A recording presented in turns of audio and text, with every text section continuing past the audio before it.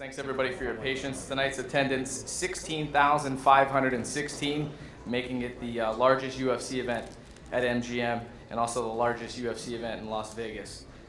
Gate was $10.1 million, $50,000 bonuses. Fight of the night, Weidman versus Rockhold. And performances of the night, Conor McGregor and Leonardo Santos. One transport tonight, Chris Weidman has been taken to a local hospital to be checked out. Who's got the first question? Me. Hi, Kat. For the new champion. Luke, first of all, right in front of you, just your right in front. Congratulations. You were limping. What was going on that was causing you to limp there? I kick with my left foot. Everyone knows that. I like the left kick. I kicked a couple elbows, and I think he checked me once or something. I don't know. It hurts. It hurts, and it is what it is. Can you, first of all, comment what this means to you? Because you seem like you were kind of bitter from the moment you got in UFC. Like you felt like you weren't getting enough credit, that people weren't recognizing the ability you had. And you even said at the press conference the other day that you hadn't faced anybody as tough as Tim Kennedy and Jacare. And I wonder sort of where that attitude came from. And do you feel like, you know, you proved any point tonight?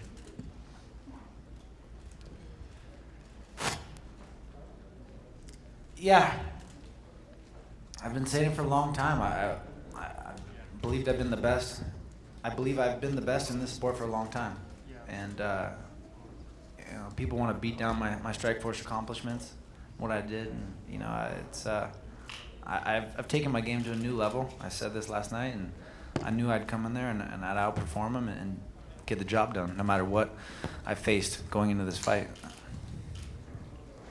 And Luke, if you could, at the end of the first round, you know, he was on your back a lot there. Were you ever in trouble? And then when you got the choke on him, did you feel that was in? And did you feel there was any chance of getting a submission in the first round at all? I knew I wasn't in trouble. I was just kind of feeling him out on the back. I wanted to see his positioning and his pressure and just get a little feel for the fight. I had him in the guillotine. Once I felt him on my back, I knew that he wasn't going to be able to advance and do anything. I really knew I had a big advantage there. I mean, it's funny, and just in positions like that, you already know. Yeah, the guillotine, I rolled him over. I almost had him pretty tight. That's one of my famous moves there, my guillotine. Chris is a tough dude. He worked his way out and hung in there. I couldn't believe he came back in the fourth round. Two other quick questions for you. One, your gym has now had 3 champions in 2015, including 2 current champions. What impact does training with Daniel and the other great fighters up there, Kane and the other great fighters, what impact does that have on your performance? And then just number 2, being part of this card with everything that Conor did to help build it up in 2 title fights and kind of a historic night, what do you think that does for your career going forward, and what kind of boost do you think that gives you? I'm not just saying that before, you know, as I lead up to the fights. This is an iron sharpens iron world. And you can only get so good being a big fish in a small pond. I get the butterflies every day I go into training. I got to spar Kane and Cormier. And, you know, if I'm off my game, I'm going to get beat up. And so I got to raise my level every day I come in the gym. And they got to do the same. And we've been pushing each other for so long. And that's the reason why, you know, we are where we are. I think Chris will potentially better himself from this. And, you know, you got to get around the best people you can. That's the name of the game. I'm so thankful for my whole team. I think we're the best team in the world. Kane's gonna go get his belt back, and then we'll have all of them. Being a part of this card, doing it here at 194, unreal. I couldn't even imagine a bigger stage and a better opponent, and in the fight just to play out the way it did is unreal. And I'm at a loss for words. This is still trying to take it all in. Luke, you certainly had a great win tonight, but there were some moments of adversity for you. Were there ever any moments where you thought, this is just not going to be my night? No, I was just exhausted. I've never been that exhausted before in my life. I've been on antibiotics the last 2 weeks straight. I stopped taking them today because it was fight day. My foot was starting to swell up a little bit, especially the weigh-ins. I I didn't take them that day, and so I was on my foot, and I was so depleted and didn't want to get the antibiotics in my body, and my foot started swelling up and tightening up last night. I got cellulitis, basically. It's kind of like staph, I guess. But it takes over your whole foot, and it's just been draining my body, and it's been affecting me, and so I just had to fight through it and just make it happen. I knew I was going to go in there. I was going to try to execute, relatively early, so before that would affect me, and unfortunately it didn't happen that quick. I just had to suck it up, man. It's tough. It's been draining my body, so I'm glad that I got the job done and go out there and perform better next time. The one controversial moment was the stand-up from the guillotine. Obviously, it was on the opposite side of your body, so tough to finish there. What was going through your head? Did you think, okay, I understand why he's standing up, or were you frustrated at that moment? No, I could have worked my way out. It just took a lot of energy, and I was so focused on relaxation and conserving energy because I knew that I was on antibiotics and had the infection and everything, and so I wasn't gonna do anything to exert myself in this fight. That's always my main focus. I don't fight the wrestling, flow with it, reverse it, and not, overexert myself because I knew that I would have nothing left later on. And so I was just holding position with the guillotine. I was trying to relax through it, and Chris wasn't advancing, so I was happy to get stand up and just move around. So. Perfect. Thanks, Luke. Just Dave, if I could quickly for you. Certainly, we would normally ask Dana, but obviously you're always in close communication with him. There seems to be a lot of talk. People wonder, Conor's the big story. What's next for Conor? Is Jose worthy of a rematch after a decade without being beaten? Is Frankie hanging in the wings? And then we hear rumors that Kavanaugh's saying that he can't get to 145 anymore. Did Dana give you any indication before he took off of what the likely scenario is next? Yeah, he laid out two scenarios. One scenario is he stays at 45 and fights Frankie Edgar. The second scenario is potentially vacating that title and then moving up and getting the next shot following the Fox card next weekend between Cerrone and Dos Anjos. So those are the two scenarios. Dana doesn't like to make fights on the night of a fight, but that's how he laid it out for several of the TV partners backstage. Did you make any mention of Croke Park? He did not, but I imagine the Irish fans who are currently parading in the MGM lobby will. Thank you. Just one last question for you, Dave. Any indication, preliminary indicators of how this thing is trending, where this thing ranks among the year's pay-per-views, maybe even among all-time pay-per-views? It's very likely to be the biggest pay-per-view of 2015, and it could be the biggest pay-per-view of all time. The metrics are off the charts. It will surpass any records we've ever done commercially. The web traffic has just been enormous, and 194 has been a good week for us here. Thank you. And if I just could quickly for Demian, 4 fights in a row. It seems like you keep getting better and better every time. 38 years old, maybe fighting the best of your career. What's the key to your success right now? I think it's my team, My team bring me the better out of me every time. Since Eduardo took my career, my manager and head coach, when I dropped to the welterweight division, he's focused on, give the right strategy and work. Our training camp is very, very methodic. We don't do things just to do. We bring guys that we need. We do, every day I have the trainings that I gotta do every day and the intensity of which training. So that's make me better and better. And I'm feeling better, every day. I think I'm in my prime right now. And like I said, I wanna go for the title. I wanna have this chance.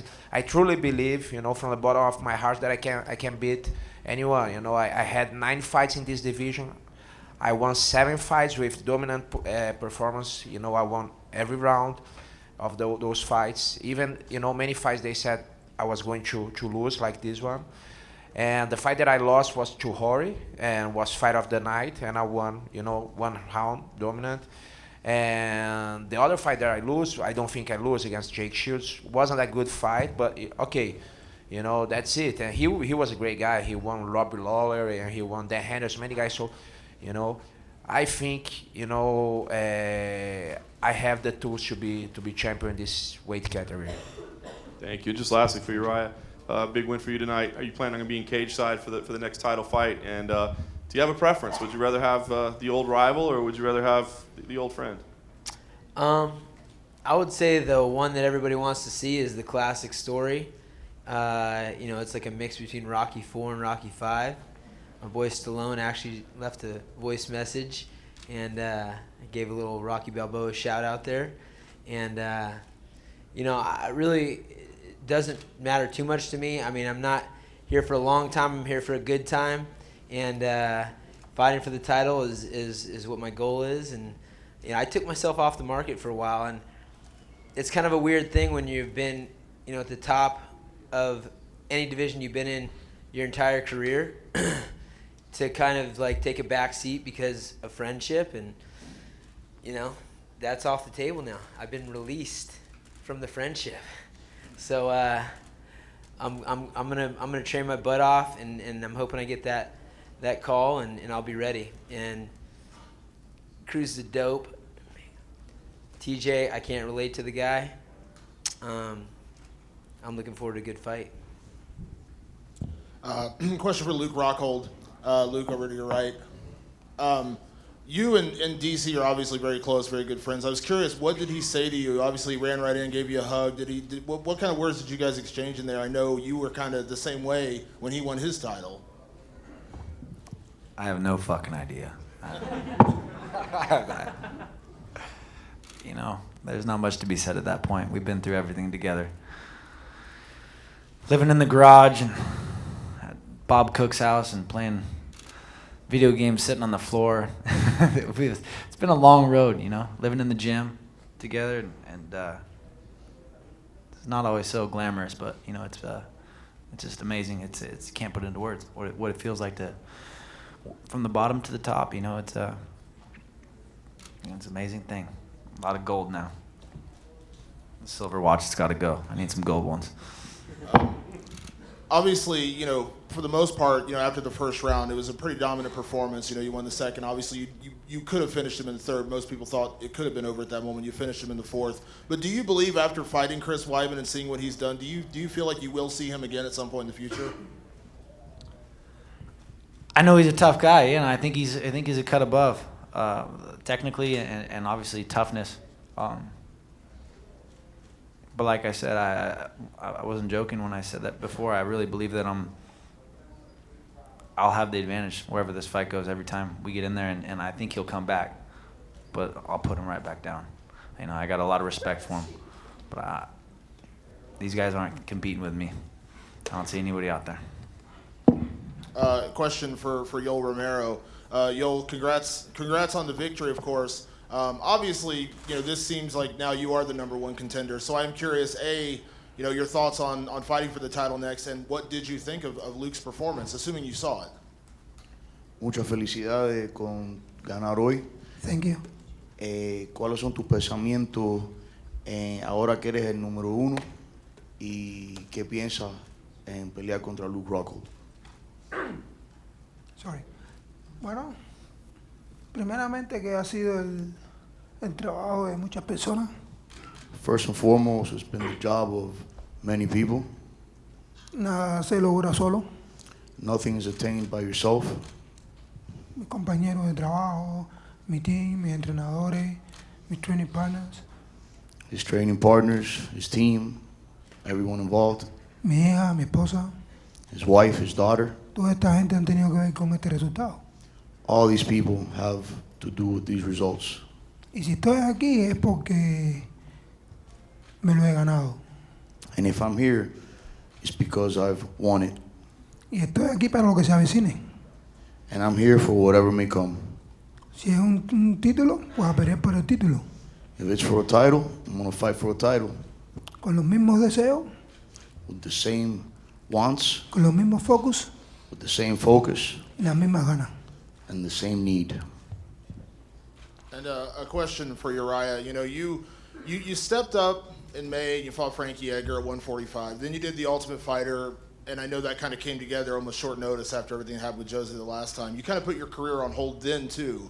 Do you feel like you kind of got back on track where you wanted to be? You've said numerous times you want to be champion again. Do you feel like you did kind of define that tonight with the win you have, and obviously the situation you have with both Dominic and TJ? I think so, but I don't make those decisions. Like I said, there's a couple fights that get me real excited. That was my 41st fight, which is crazy. I remember being here for some massive fights when I first started in 2003 and 2004, and just to see it all pan out is just crazy. Going up to 145s, being a little bit older, I was surprised at my weight. I made an effort to get bigger, and my weight stayed up, so it was rough. I had some injuries going in, so I wasn't able to run this whole camp, and so I had to get my weight down, basically 28 pounds, over the last 10 weeks. So, but yeah, I felt good.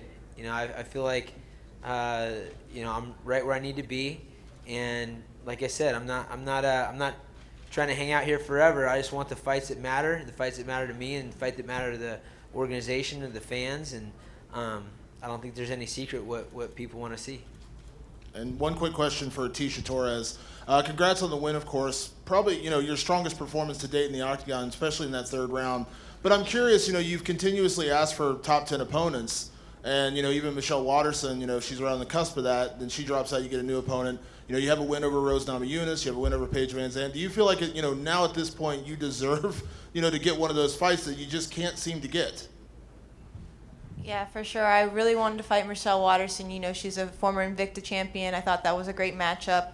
Unfortunately, she fell with injury. I thought Jocelyn would be another great matchup. I think she was, but unfortunately, she fell short, and I felt like it was one of my more dominant wins. And yeah, my next fight, I hope I do get a top 10 at least, at the very least, maybe a top 5 opponent, so I can just showcase some more of what I can do. Question for Lou. To your left. Hey, congrats. Thank you. Any kind of little bit of a redemption that the fight seemed to, I don't want to say turn, because it's not like you were losing necessarily up to that point, but the key moment in the fight was him throwing a spinning wheel kick. Is there any sort of redemption in that for you, or are you so far removed from that it doesn't even cross your mind? I'm blessed that happened. That changed me and matured me, and it turned me into a different fighter. I embrace that. I love that. Of course, I want revenge, you know. But you know, I don't think that was the exact turning point. I mean, it definitely had a role. You know, I rocked him earlier in the fight too. You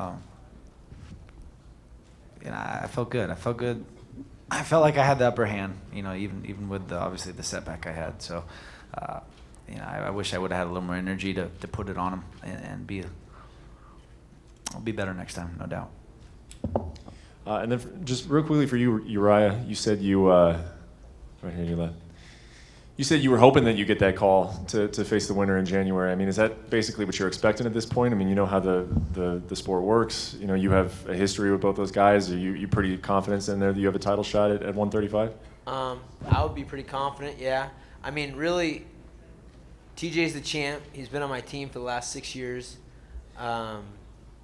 Cruz, we're 1-1.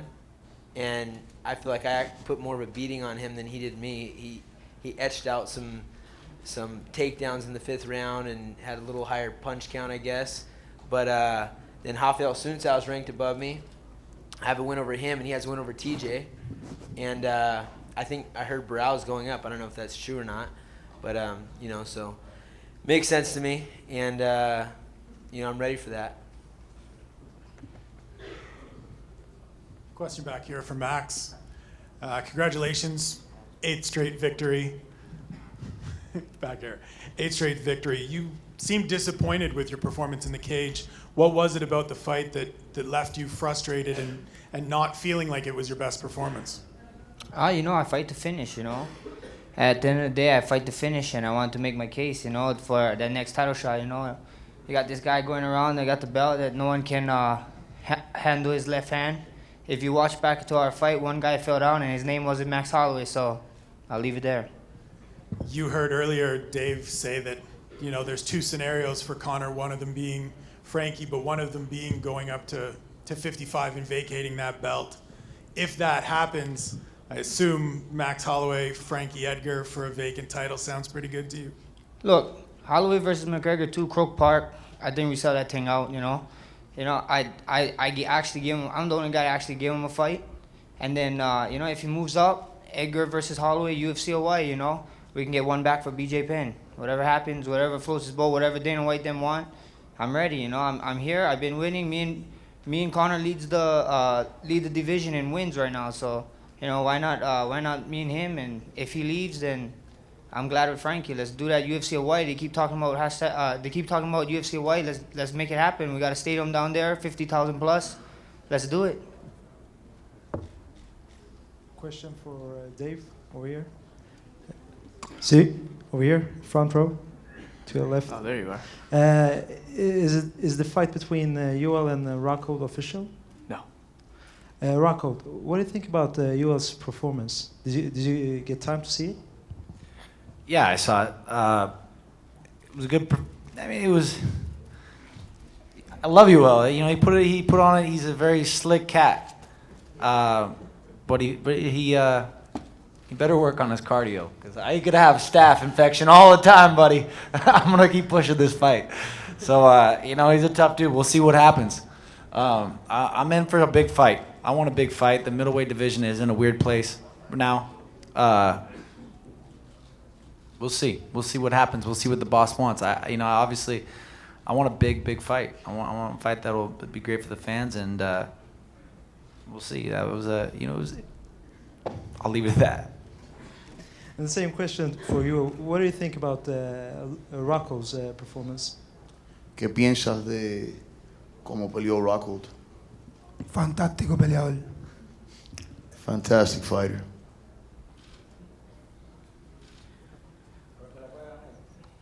Question for Luke Rockhold.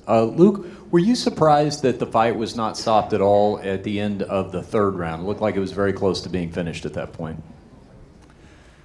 Yeah, I definitely thought the fight should have been stopped. I was actually thought it was stopped. I was in between whether the round was over or the fight was stopped. He was kind of waving it, so I was peeking over. I was hoping they would just stop the fight. I had nothing left in me, and then it was quite the adrenaline jump, realizing he was coming back after me in the fourth, and the man obviously came with it. Yeah, I thought it should have been stopped. It's tough because I'm the same guy. I'm going to go out on my shield too. I want to be done, finished. But I mean, he took a lot of damage. It's not my job. It's not my call. And one more for you, Luke. As far as what's next for you, obviously we've been talking about Yoel and his title prospects, but also you've got a loss to avenge over Vitor Belfort. Would that be a fight that would interest you, and do you think he would be deserving of a title shot at this point? Vitor Belfort on a silver platter would be a beautiful thing. I would love it.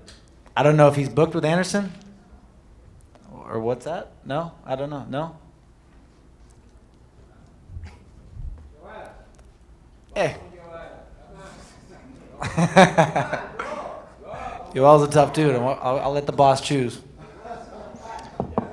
Question for... That fight will happen. Me and Yoel will have to fight. We know this is coming. Vamos a tener que pelear. Sabemos que eso viene. A question for Urijah Faber. Urijah, coming out on top in a war like you had with Frankie Saenz, you talked about kind of taking yourself off the market for the title picture. Now you're back on. Does it help you personally to gear up for another run when you have a war with a guy like Saenz, as opposed to, if you had a win tonight, but it maybe otherwise wouldn't have been a particularly memorable occasion? Obviously this one was. Yeah, I mean, when I first got the assignment against Saenz, I looked him up, and you don't really know my background in wrestling. I went in, walked onto a team at UC Davis, and became a starter there. But Saenz was a super decorated high school wrestler. Only had 2 losses in his high school career. He was placed in the national tournament. I knew right off the bat that I was in for a tremendous war with a mentally strong, physically strong, technical guy.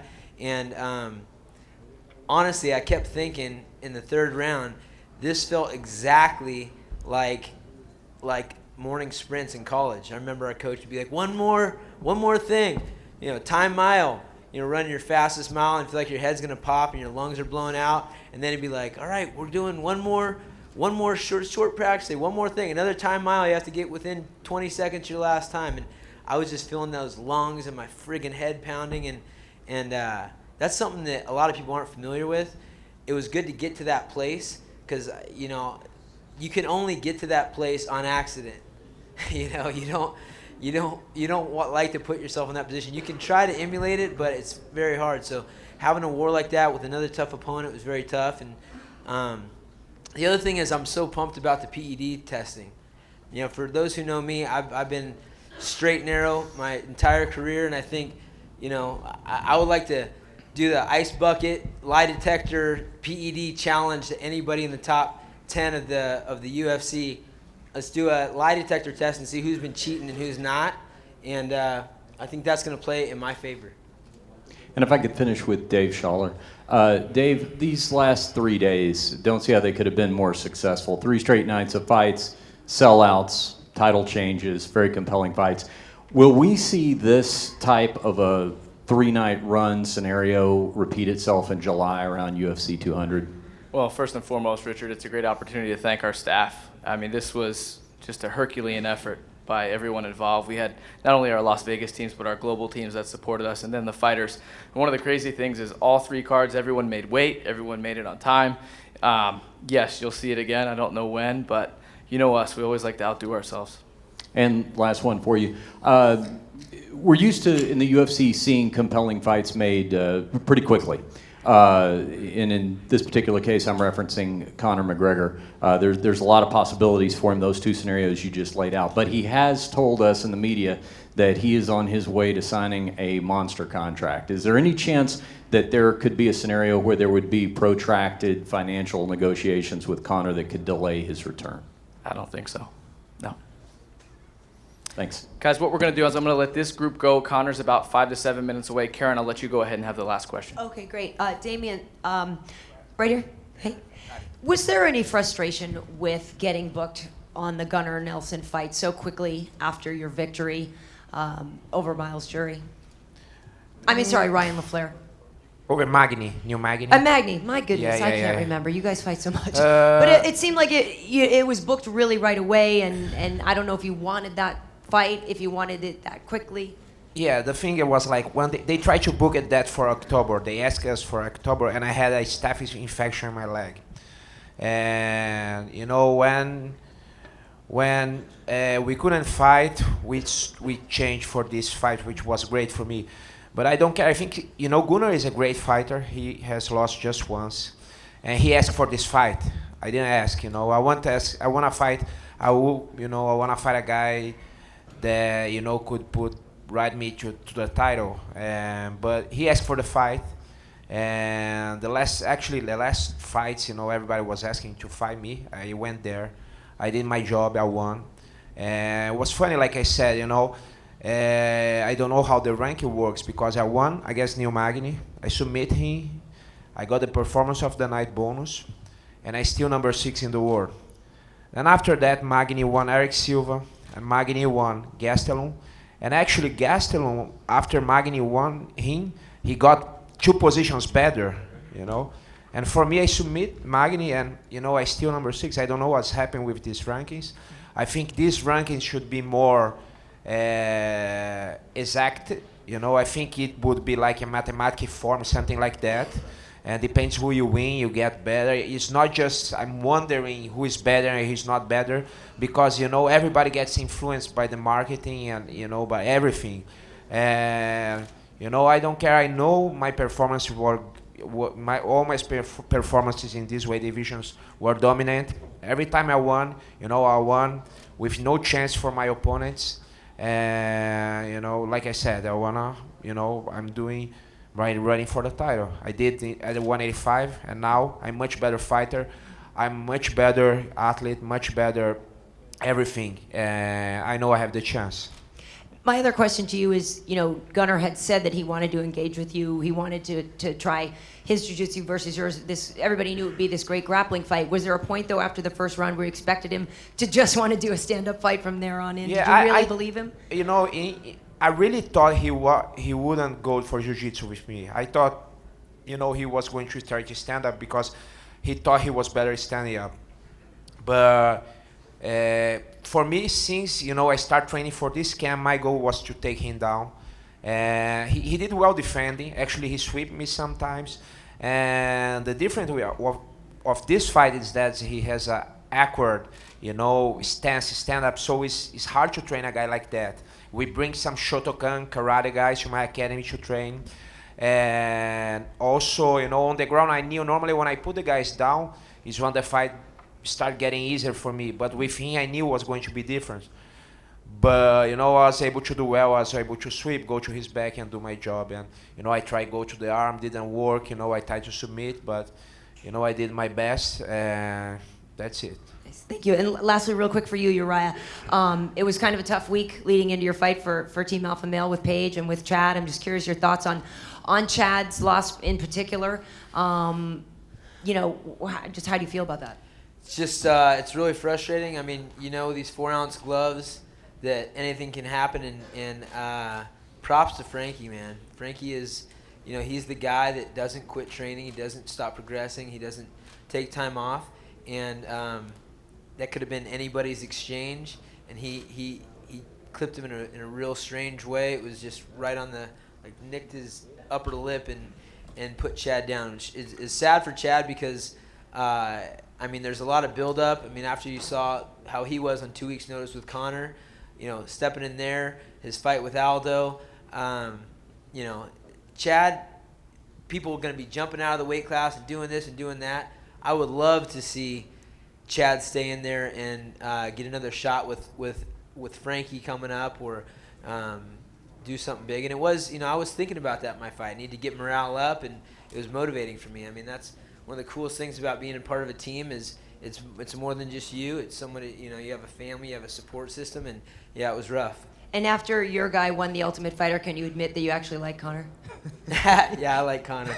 Conor's a good guy. We had some good times in Vegas. You know, not that he can't get on your nerves, but I enjoy his mindset. He's a special guy, and man, really feel for Aldo. What a great champion. You know, hopefully he gets his chance. I mean, I think Frankie's up next, but hopefully he gets his chance for redemption. But man, can't argue with Conor, dude. The Mystic Mac. Thank you. All right, we'll be back in a few minutes with Conor. Thanks, guys.